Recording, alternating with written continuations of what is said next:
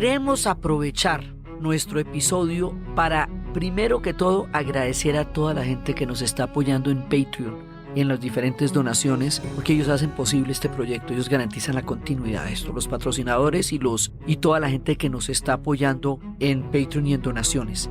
Queremos agradecer a todas las personas que nos escriben en redes sociales, que están permanentemente pendientes, que nos comentan, que nos cuentan. Queremos agradecer a la comunidad que está con nosotros, que nos apoya y que nos hace uno de los podcasts más reconocidos en este momento. A toda esta gente tan bacana, que nos está botando tan buena onda, que nos está impulsando a seguir adelante y a seguirles contando historias. Muchas gracias.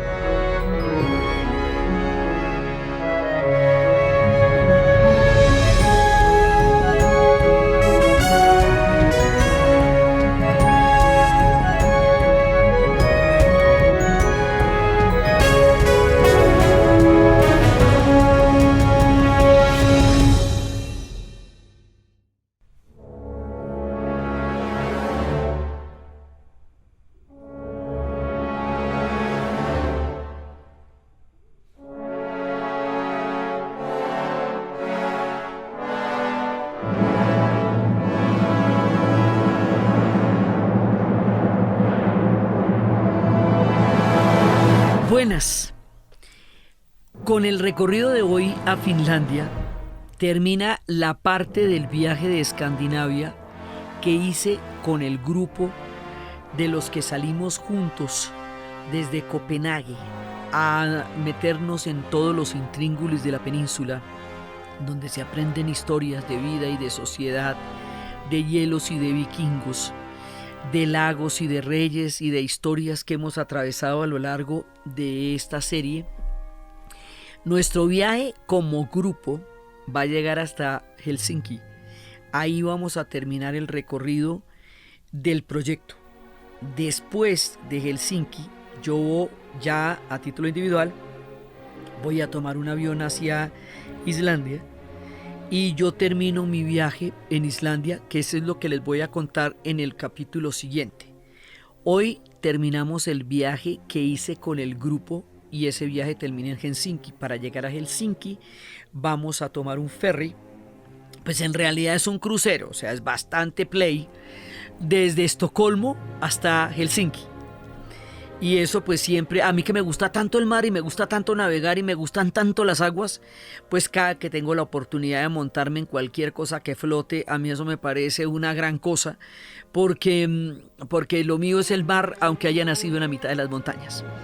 Entonces llegamos a una capital completamente diferente y aquí hay que bajarnos de muchos de los conceptos que hemos visto en los países escandinavos de origen vikingo, porque es que esta gente es otra cosa completamente diferente. Entonces, así como hay historias donde uno tiene un imaginario muy poderoso, donde su alma ha habitado hace mucho tiempo allá, como me pasó en Suecia o en Noruega, como digamos donde he tenido vívidas impresiones anteriores a la llegada física a esos lugares, o como me pasó con Irlanda, tanto tiempo soñada, o con Praga, tanto tiempo anhelada.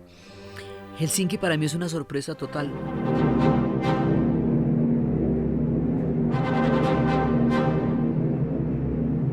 Ella está en un punto geográfico sumamente delicado. Finlandia queda entre Suecia y Rusia. Eso es una enfermedad de geografía que han sabido sortear bastante bien, pero no sin muchísimos contratiempos. Porque esos dos son imperios. Entonces, cada vez que uno se expande, los clavan. Entonces tuvieron el dominio sueco, un montón de tiempo del dominio sueco, el dominio noruego, un montón de tiempo del dominio noruego. Y eso que los noruegos no dominaban a nadie, pero alcanzaron a dominarlos a ellos también. Luego van a tener el dominio ruso, que es bastante más fuerte todavía. Entonces, lo primero que vamos a ver es que Finlandia existe. Y eso es contar el cuento, porque ha estado amenazado por todos los vientos geopolíticos, y sobre todo una construcción de identidad cultural propia. Los pueblos que se han visto sometidos a los diferentes vientos de la historia en términos de imperios o dominaciones, tienen que hacer un trabajo de identidad muy riguroso, permanente y filigranado para seguir existiendo como una cultura. Y ese es el caso de los finlandeses.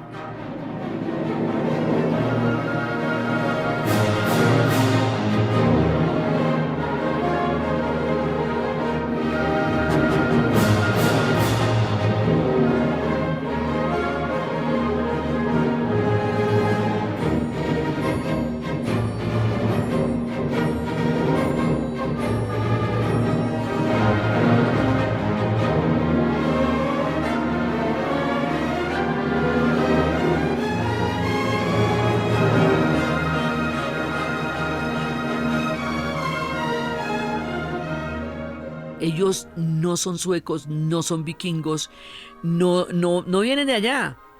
Ellos son urgo-fineses, o sea, tienen raíces comunes con los magiares húngaros. Y son fineses, y su lengua es finesa. Ellos no hablan sueco en general. No. Hay una minoría sueca importante allá que se llaman los finneresvinden, pero por las influencias de la historia. Tiene una lengua propia distinta, diferente de la lengua sueca, noruega, danesa o islandesa o rusa. ¿Sí? Entonces, una lengua completamente diferente y propia de ellos, de la misma manera que los húngaros tienen una lengua propia y diferente de ellos con respecto a todos los demás pueblos que los rodean, que son los eslavos. Entonces, estos quedaron entre la Rusia eslava y la Suecia vikinga, que se unirían para ser varegos y rus. Queda Finlandia. Cualquiera que iba a hacer un mandado a cualquier parte tiene que pasar por Finlandia, de para allá o de para acá. Entonces a esta gente le ha tocado bastante duro. Han asimilado las influencias de los pueblos sobre los cuales han caído sobre ellos, pero también han asimilado su propia cultura y su propia cosecha. Y eso es un mérito muy grande. Ellos realmente, o sea, después de todo lo que les ha pasado y todo, ellos van a nacer como país en 1918. Y la revolución bolchevique, para ellos, es totalmente distinta al relato que la revolución bolchevique es para Rusia. Porque para Rusia, la revolución bolchevique se va a concretar con el tren de Lenin que sale desde Zúrich hasta la estación Finlandia, porque la estación Finlandia quedaba en ese momento en Rusia por reparticiones que se habían hecho en diferentes momentos, desde los tiempos de Pedro el Grande, pasando por tiempos de Napoleón y Alejandro, pasando por tiempos, o sea, cada que han podido se lo reparten. Entonces, quedan en un lado, quedan en el otro. Y en ese momento todavía quedan en Rusia. Después de la Revolución de Octubre, se va a producir una guerra civil y la Rusia blanca es la que va a triunfar en Finlandia. Es el mariscal Carl Gustav Emil Mannerheim. Él es el más importante y la calle más importante de Helsinki lleva el nombre de él, porque él fue el que definió, o sea, quien ganara definía de qué lado de la geografía quedaba Finlandia. Entonces, si ganaba la revolución bolchevique, ellos iban a quedar dentro del proyecto bolchevique soviético. Y si ganaba la parte blanca, ellos tendrían un chance de autonomía. Entonces, la geografía determina un lugar totalmente distinto de la historia y de la geopolítica según donde a usted le haya tocado en suerte nacer. Entonces, una cosa es usted nacer finlandés y otra cosa es usted nacer ruso, porque su destino es completamente diferente. Más cercano todavía es el destino de los pueblos bálticos, de Estonia y de Letonia, pero particularmente de Estonia, a la que le separa el Golfo de Finlandia no más y se pueden ver de un lado al otro. O sea, en esa esquina del Golfo de Finlandia está Helsinki. Por esa esquinita usted va a llegar directamente a San Petersburgo si sigue caminando rapidito.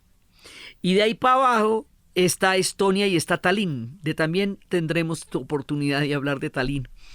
Y entonces resulta que, y de Estonia, entonces ellos están ahí en ese huequito y todos los vientos de la historia pasaron por ahí. Entonces fíjate que Lituania, Letonia y Estonia sí quedaron anexadas al proyecto de la Unión Soviética y habían sido repartidas en la Segunda Guerra Mundial y en el pacto entre Hitler y Stalin, pero Finlandia logró salir de ahí, del caldero en el último momento y logró seguir siendo un país. Entonces, las han visto las duras y las maduras. Entonces, ellos en 1918 se logran independizar, pero ellos son distintos a todos, y vamos a mirar hoy algunas de sus marcadas y deliciosas diferencias. A pesar de que son tantas las guerras en las cuales ellos se han visto metidos por motivo de estar en el corredor y en el corazón de los imperios, no es con la guerra que se reivindican. A pesar de ser el resultado de una guerra civil como nación, no es desde ahí que hablan.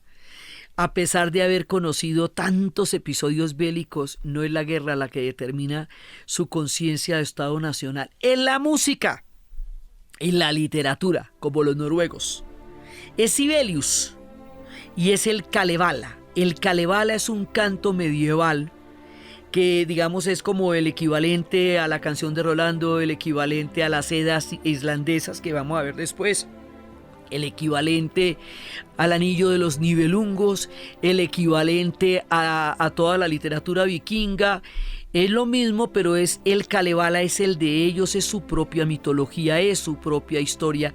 El Kalevala llevado a la música va a ser la obra de Sibelius. Hay un parque bellísimo en la mitad de Helsinki que tiene unos tubos que simulan un órgano gigantesco, que es un homenaje a Sibelius, y uno se para debajo de eso y siente como la vibración histórica de un pueblo que se reivindica a partir de la música y de la literatura y no la guerra. Es muy diferente tener una visión histórica que parte de la construcción de una cultura a partir de la reconstrucción de una batalla, porque te da una perspectiva muy diferente de lo que es la sociedad. Si tú piensas que tu construcción de sociedad se hace desde la literatura y no desde la guerra, ahí vamos empezando bien.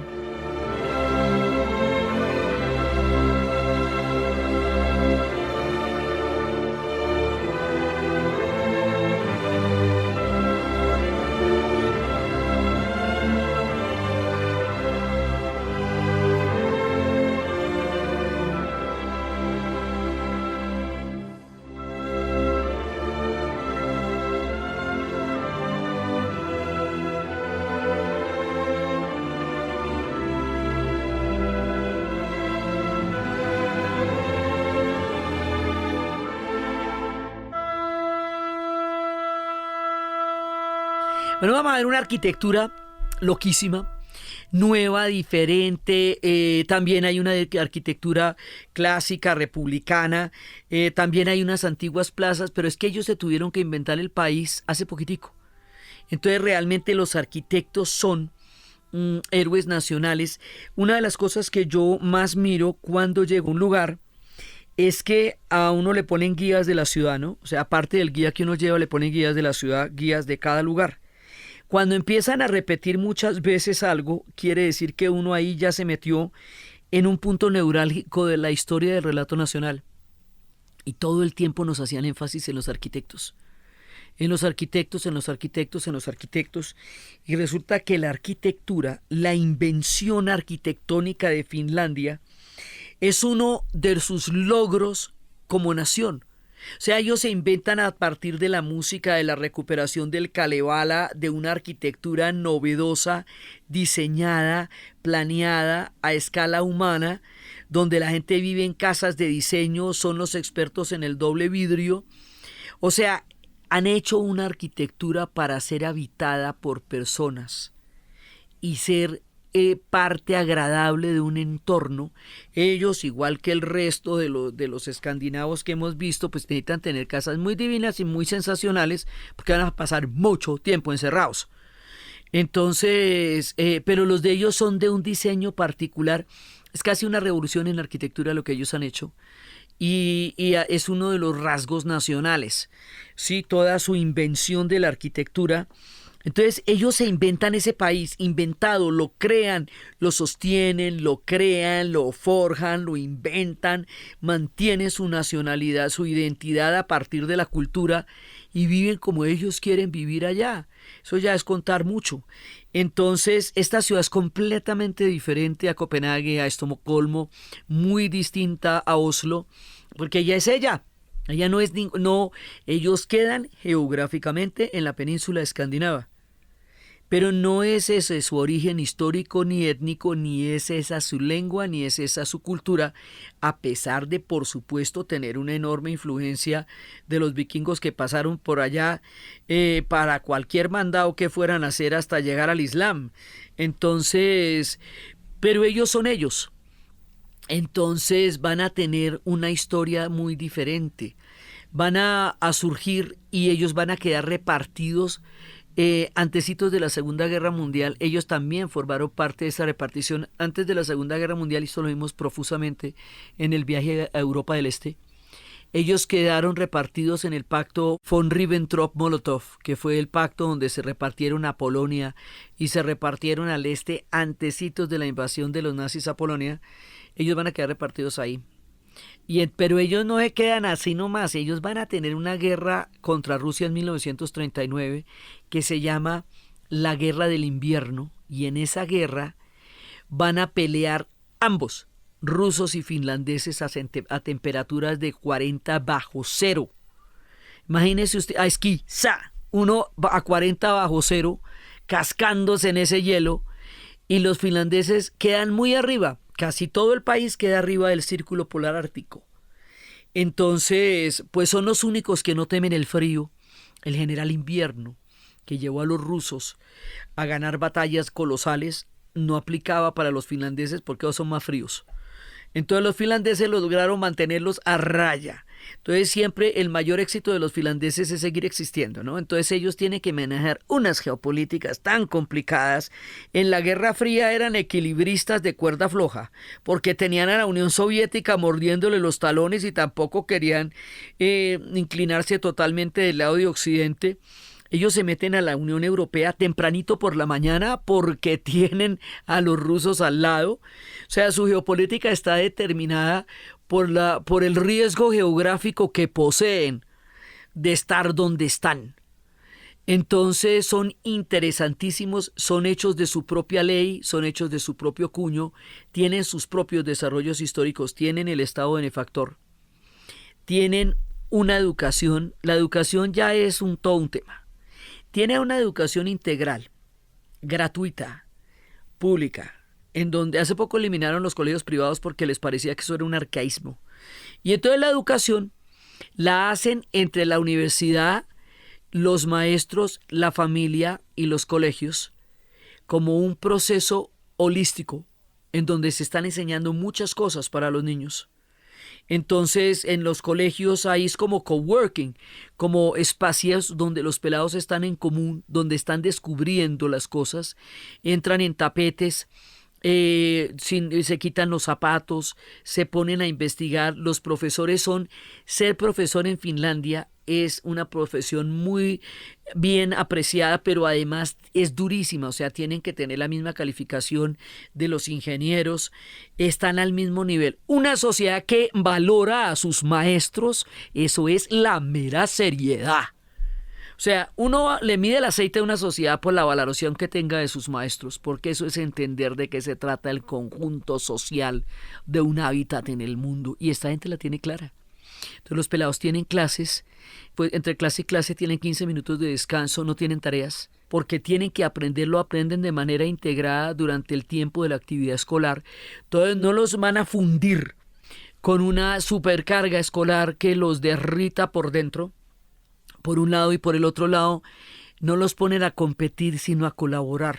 Eso también lo hacen los daneses, ponerse a colaborar, porque dicen que si la gente todo el tiempo está compitiendo y todo el mundo está tratando de probar que es mejor que el de al lado, ¿a qué horas aprenden a colaborar? ¿A qué horas aprenden a interactuar? ¿A qué horas aprenden a darse la mano los unos con los otros? La colaboración es parte de la enseñanza entre ellos, lo mismo que entre los daneses. Tienen sociedades muy distintas cuando la gente la enseñan para colaborar en lugar de enseñarla para echarse codo. Entonces, pues esta gente tiene una educación, o sea, el éxito de la viabilidad histórica de los finlandeses está en la educación. Y a eso le meten todo el billete. Entonces, bueno, mira tú, eso hay otras maneras de entender la sociedad Y ellos son unos duros en eso. En el mundo son un modelo por la educación.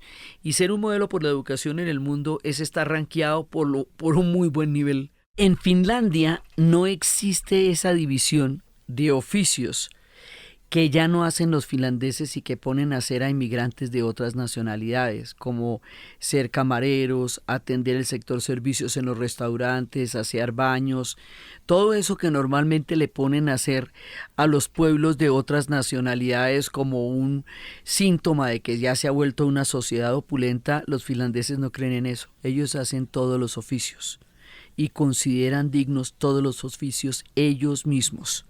No se lo dejan a nadie, es parte de su manera de cuidar y de creer en Finlandia, y además Finlandia podría llegar a convertirse en el primer país en introducir la renta básica universal para toda su población. Así les voy contando cómo piensan ellos.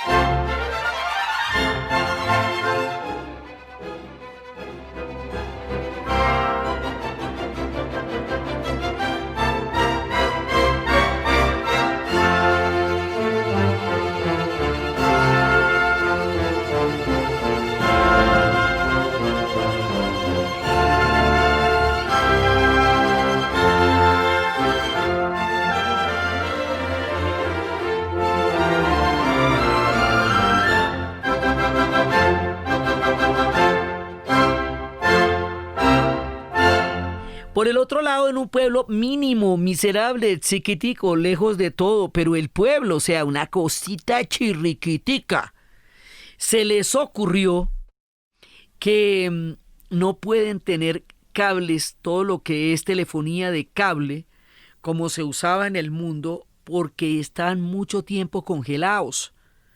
Como están mucho tiempo congelados, eso, la mayor parte del tiempo, esos cables no están sirviendo.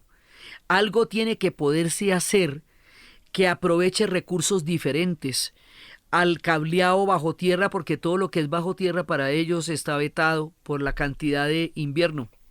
¿Y sabe qué se inventan? Los celulares. ¿Y sabe cómo se llama el pueblo? Nokia. Allá, Nokia, mira, sí, chiquitico. O sea, el invento como invento es de varias naciones, pero la popularización del celular como forma de comunicación, y en eso es la revolución que se le hace desde los tiempos de Alexander Graham Bell, es el celular Nokia que hacen ellos, simplemente porque no pueden hablar por entre los cables congelados, entonces tienen que utilizar los recursos aéreos que les puede dar la red, intercomunicarse de otra manera. En un momento dado, para el año 2000, el 40% de los celulares del mundo lo tenían los finlandeses, eran Nokia. Y eso los va a hacer felices hasta que llegue el iPhone, y cuando llegue el iPhone la van a pasar terrible porque estaban acostumbrados ya, o sea, ya una parte importante del Producto Interno Bruto de ellos estaba dado por los celulares. Entonces no importa, aprendieron a ser emprendedores y a hacer startups y a ser capaces de desarrollar nuevas y distintas habilidades. Cuando el rebusque no se usa para saltar las cercas, sino para construir países, la situación es diferente y chévere. Y eso fue lo que se aprendieron ellos a partir de saber que podían ser los reyes del mundo con una tecnología que si la supera otra, después les toca volvérsela a inventar. Pero la idea del Nokia es eso, aprender a comunicarse de una manera que no dependa de los cableados del piso. Es un acto de ingenio que cambiaría también buena parte de la historia tecnológica del mundo, porque la mayoría de ustedes están escuchando este podcast en un teléfono móvil. Bueno, eso es porque estos manes en un pueblo chiquitico se inventaron el Nokia. Entonces, pues tienen una cantidad de ventajas. ¿Qué hacen ellos? Rompehielos. ¿Por qué hacen rompehielos? Porque se les congela el Báltico. Y si no aprenden a salir de ahí, quedan totalmente tapados del resto del planeta. tienen un concepto ambiental muy poderoso. Vimos en Helsinki una pared larga, como los muros de los muertos en Vietnam, en el monumento de Washington, pero esta es toda bonita porque es núbil, plateadita, y cuenta es los nombres de todas las personas que han ayudado a limpiar el Báltico. Es un monumento a la solidaridad y a la gratitud ecológica por hacer del Báltico un lugar mucho más bello y más habitable para ellos. Hay más saunas que finlandeses. En Helsinki hay como 1.500.000 habitantes y 2 millones de saunas. Hay saunas en las tiendas, hay saunas en todas partes. El sauna es una manera de habitar, obviamente con estas temperaturas, pues usted tiene que estar calientico, sobre todo porque es muy frío, pero muy largo, pero también mucho tiempo. Entonces aquí la cosa es de otro tamaño. No tienen una gran cantidad de migrantes porque no hay quien los acompañe en ese frío. Entonces van los que aguantan, pero no muchos. Y entonces estos pueblos han aprendido a habitar otra geografía. Para nosotros como latinoamericanos, que compartimos una identidad histórica con 23 pueblos y un idioma común, imaginarse una identidad tan particular y tan peleada es difícil, por un lado. Nosotros, gente del trópico, imaginarnos estos hielos tan supremamente permanentes y largos, con esos inviernos y esas penumbras y esas noches blancas en un junio, durante la época de los solsticios. Esto, digamos, ya de hecho, ese clima escandinavo para nosotros resulta ajeno porque es extremo. O sea, cuando yo llegué allá y también cuando llegué a Islandia me di cuenta que no solo es lejos el mundo a lo ancho, como cuando uno llega al extremo oriente, es lejos el mundo para arriba, cuando uno está, digamos, geográficamente nosotros estamos en Colombia. Entonces estamos en el corazón del continente de Sudamérica. Entonces de para arriba eso también es lejos. No solamente lejos hacia los lados, sino de para arriba. Y uno se siente que va llegando cada vez más arriba, cada vez más arriba. Ya cuando lleguemos a Islandia ya estamos muy lejos, o sea, muy lejos de nuestro punto de partida. Y llegamos a esta ciudad bellísima.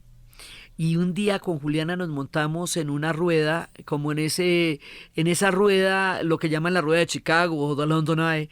Allá tienen una rueda para mirar Helsinki desde lo alto y se ve esta ciudad tan moderna, también tan clásica, tan reciente, tan ingeniosa, tan bella. Es una posibilidad arquitectónica y visual muy bonita. Era un día de sol, con un mercadito donde las acuarelas que se pintan son de renos. A mí me gusta comprar acuarelas de la gente que las vende en las plazas de los diferentes lugares donde viajo, porque esas acuarelas, mi hija es paisajista, pero además esas acuarelas siempre nos cuentan historias de cómo los pueblos se ven. Entonces, ¿qué pintan los finlandeses en las plazas de los domingos por la mañana? Renos. ¿Qué es lo que tienen alrededor? Renos. Y tienen alrededor renos porque además de la población finesa, hay otra población que se llaman los samis. Hemos hablado de ellos antes. En el Círculo Polar Ártico, perteneciente a varias naciones, pero son 100.000, pero de ellos 10.000 están en Finlandia, está el pueblo sami de la región llamada Laponia. Esa región llamada Laponia es una región antiquísima, donde desde tiempos prehistóricos han vivido los hombres que viven del pastoreo de los renos, que se alimentan de las focas, que viven en los extremos del planeta. Es una forma de vida antigua, poderosa, ligada a la tierra, animista, es decir, en un sentido de relación sagrada con la naturaleza. Ellos, hay que pararles muchas bolas a los samis, porque ellos son los que saben, lo mismo que los nativos, las First Nations en Canadá o los nativos americanos, cómo se va a convivir con el planeta ahora que tenemos que hacer un nuevo trato con él. Hay que pararles bolas porque ellos saben los ciclos del frío. Han estado amenazados por todas las diferentes formas de progreso que se han inventado los pueblos occidentales. Han estado amenazados por la idea de asimilarlos. En una época se les prohibió hacer vivir su cultura y su lengua, pero se volvió a construir, o sea, una identidad. Esto, mejor dicho, dentro de la identidad que tienen que tener los finlandeses, hay otra identidad que tienen que tener los samis. Porque además los samis también están en Rusia, y en Rusia están sometidos a vientos muy complicados. Entonces, antes los samis eran uno solo, como debe ser, porque la Laponia es una.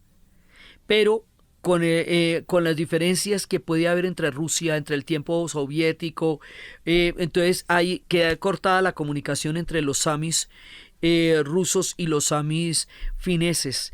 Pero ellos en realidad son un solo pueblo con una sola manera de vivir. Aparentemente, su forma de vida está permanentemente amenazada, inclusive por un ferrocarril de alta velocidad transártico que quieren hacer, que rompería en dos la taiga donde ellos están. Y por un lado, por el otro lado, Putin tiene todas las ganas de que se deshiele toda esa parte del planeta para poder pasar los barcos petroleros por allá. Digamos, todas las amenazas, pero ellos son la esperanza. Porque cuando entendamos el nuevo trato que tenemos que hacer con el planeta, hay que irle a preguntar a los samis cómo es, porque ellos lo han sabido desde el principio de los tiempos. Los samis también los vimos en Noruega y los estamos viendo ahorita en Finlandia, y estamos viendo todo la epopeya de los renos y de los samis. Preguntarle a una familia sami cuántos renos tiene es medir su nivel de caudal económico y de riqueza, porque la riqueza se mide en renos. Y ellos siguen a los renos por todo el Ártico y viven de esa manera en una relación sagrada con la naturaleza, que es como tenemos que llegar a volver a ser si queremos seguir habitando el planeta.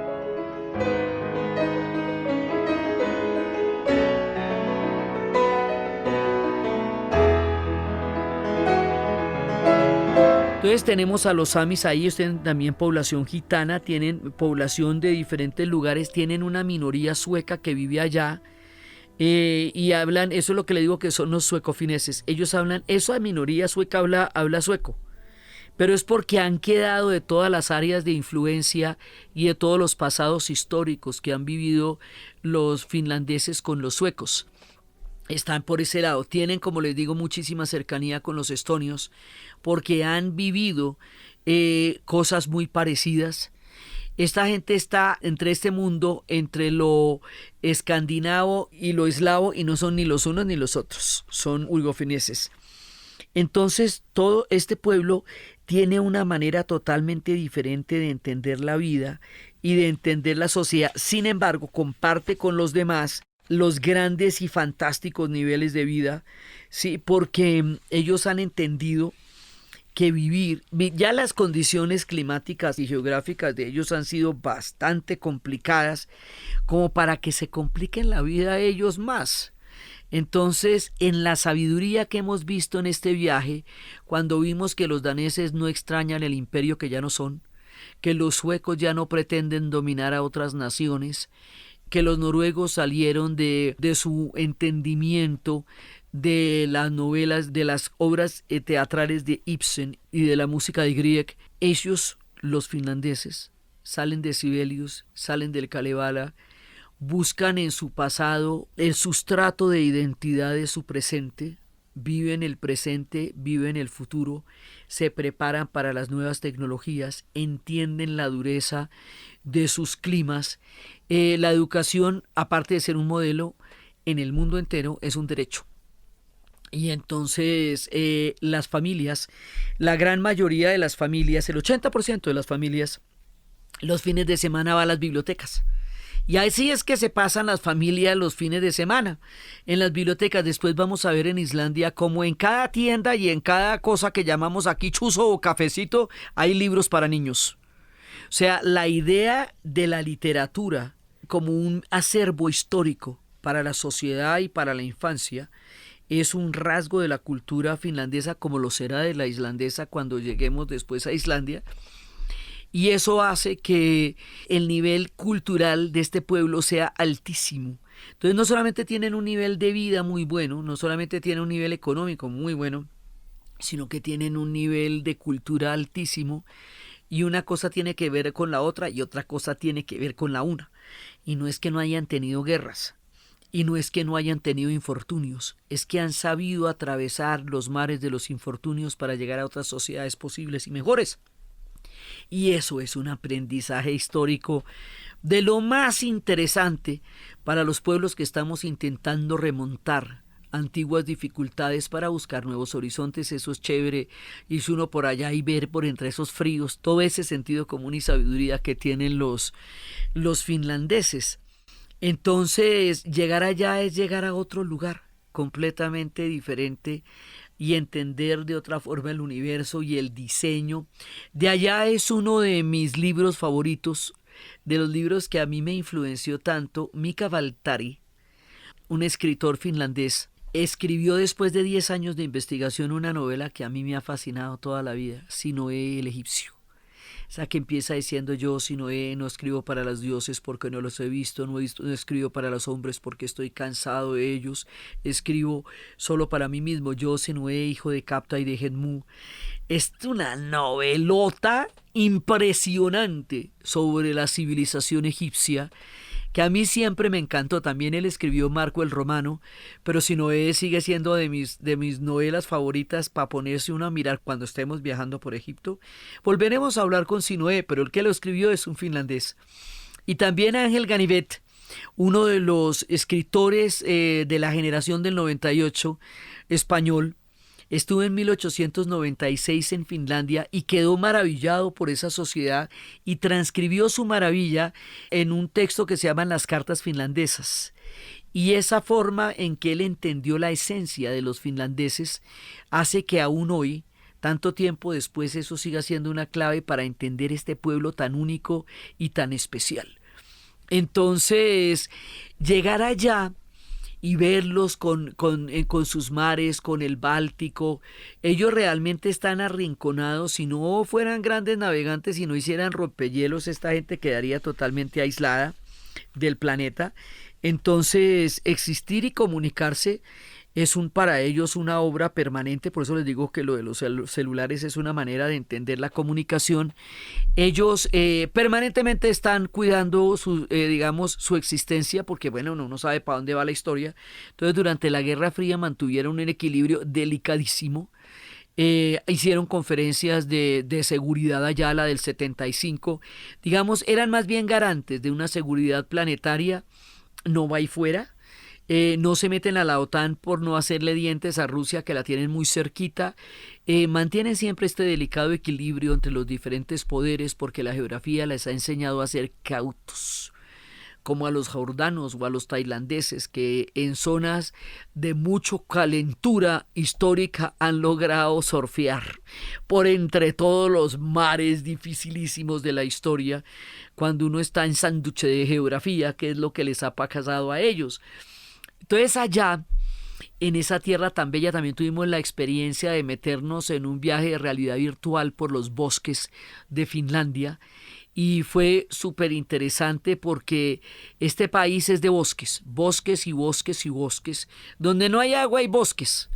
Entonces, la manera como ellos lo llaman a uno a conocer lo que no va a poder ver desde unos días en Helsinki es a través de la realidad virtual, una manera de comprometerlo a uno con la belleza de toda su maravilla de bosques. Entonces también hicimos eso, y era como mirando desde este lugar tan distinto rasgos comunes y diferenciales de toda la geografía y la historia que hemos recorrido desde aquel día que salimos de Copenhague.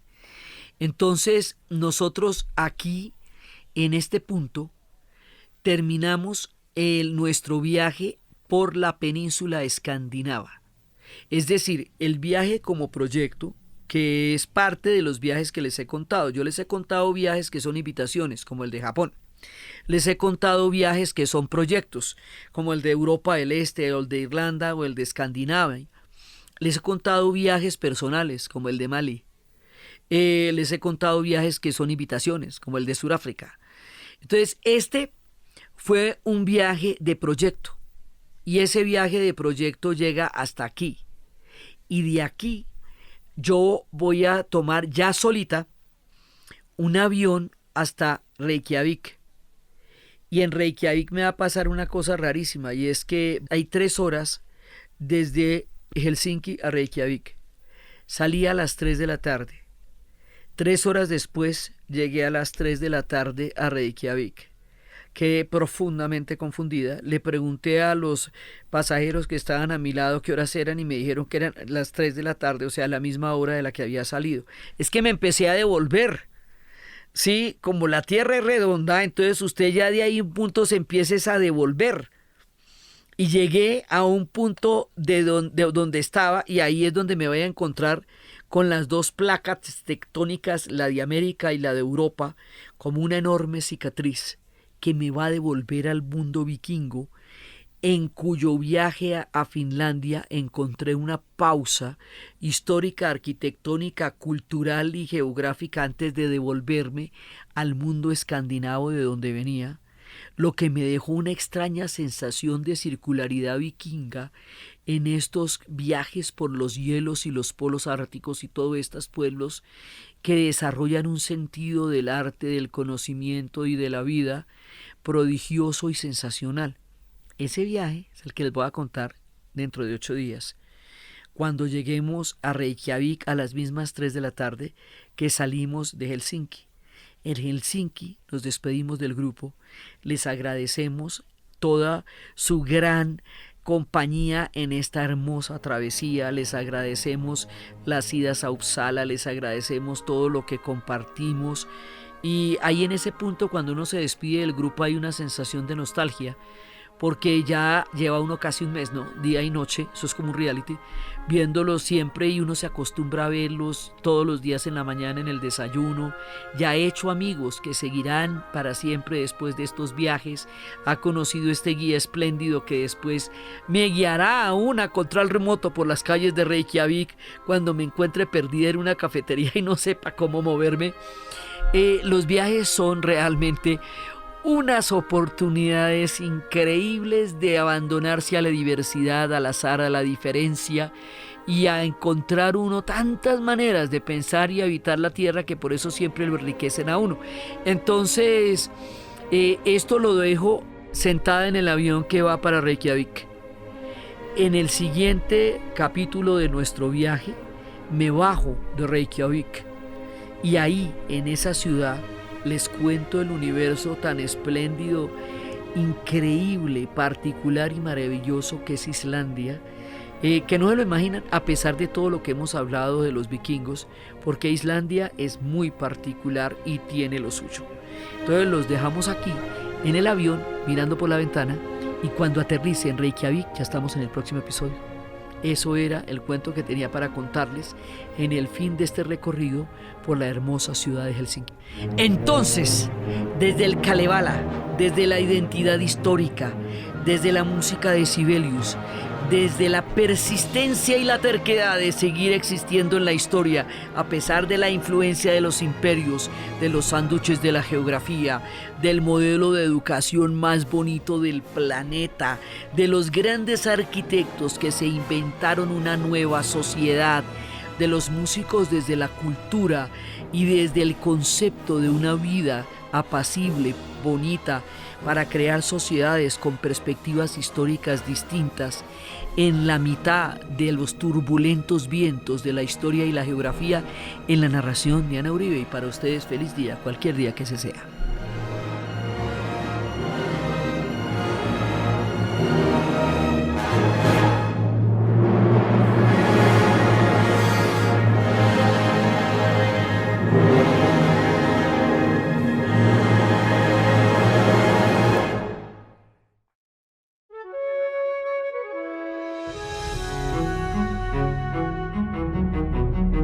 Quiero recordarles que en la página dianauribe.fm pueden encontrar las notas y la playlist de las canciones que mencionamos durante el episodio, para que la escuchen, para que la disfruten, para que se la soden. Este podcast fue posible gracias al equipo de la Casa de la Historia: Diana Suárez, Milena Beltrán, Daniel Moreno Franco. Fue grabado en Los Gatos Estudio, editado y musicalizado por Eduardo Corredor Fonseca de Rueda Sonido, y siempre con la ayuda fuerte y poderosa de Santiago Espinosa Uribe y Laura Rojas Aponte del podcast Cosas de Internet.